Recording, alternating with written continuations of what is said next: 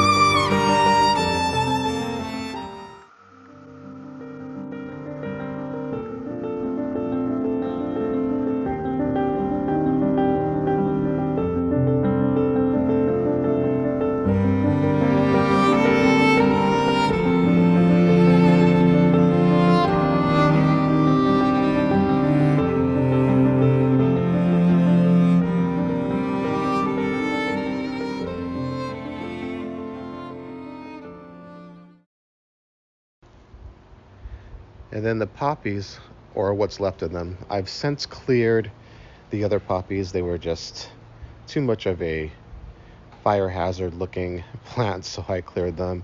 And I'm going to be replanting summer vegetables. My lettuce looking really healthy. My red romaine lettuce here.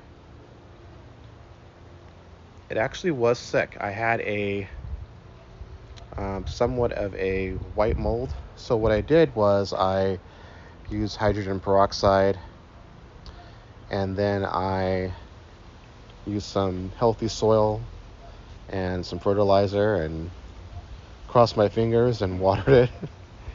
And it's healthy again. It looks really good.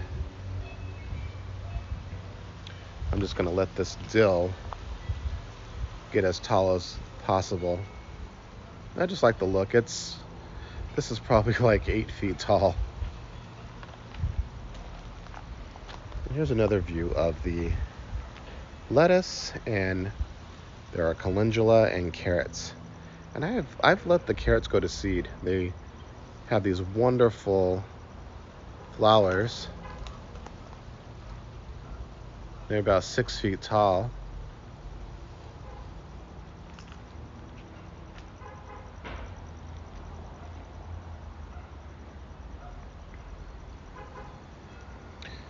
Yeah, so what I'm going to do is I'm going to be switching out the carrots in the middle there, and the empty containers that I have here, or the semi-empty ones, I'm going to be planting tomatoes and peppers.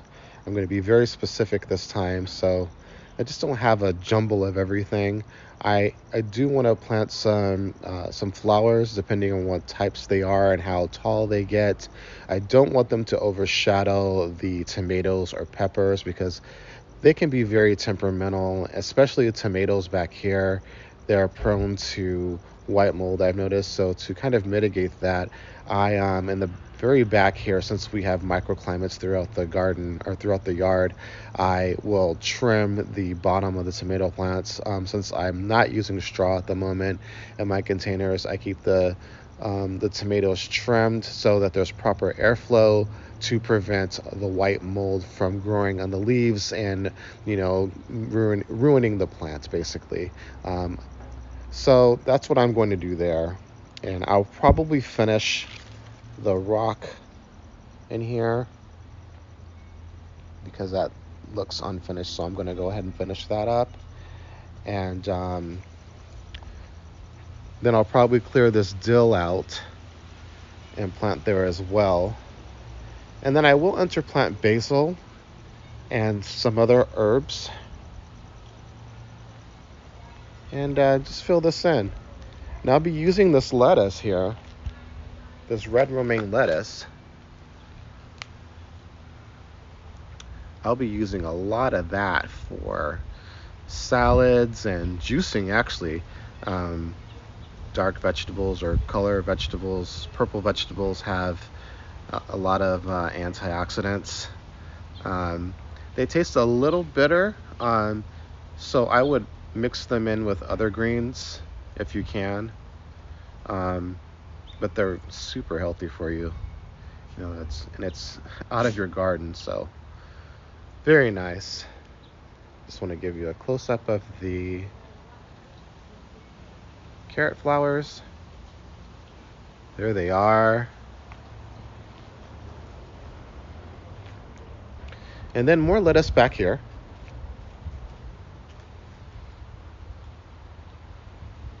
More lettuce.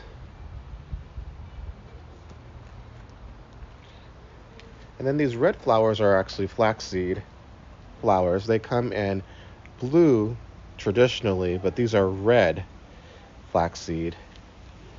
So I will be changing all this out. I do have some zinnias hidden back there as well that are coming out. I have a rosemary bush hidden back there. That looks really nice. Then we have our fishtail palm over everything. That's really nice. And here comes Nosy. Kay.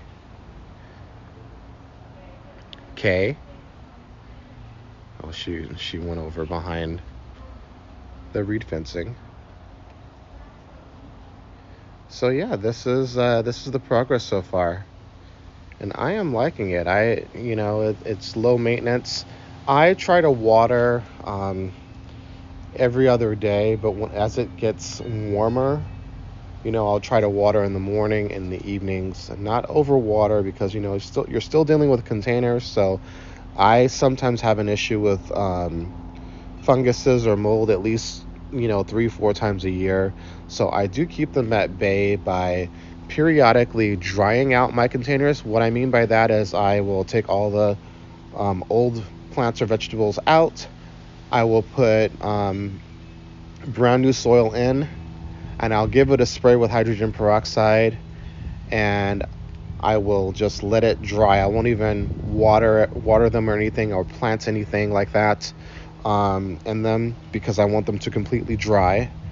And then what I'll do is I'll add organic matter back into the pots. So I'll usually use like worm castings or some other soil. I'll add that back in, and I'll start watering them heavily.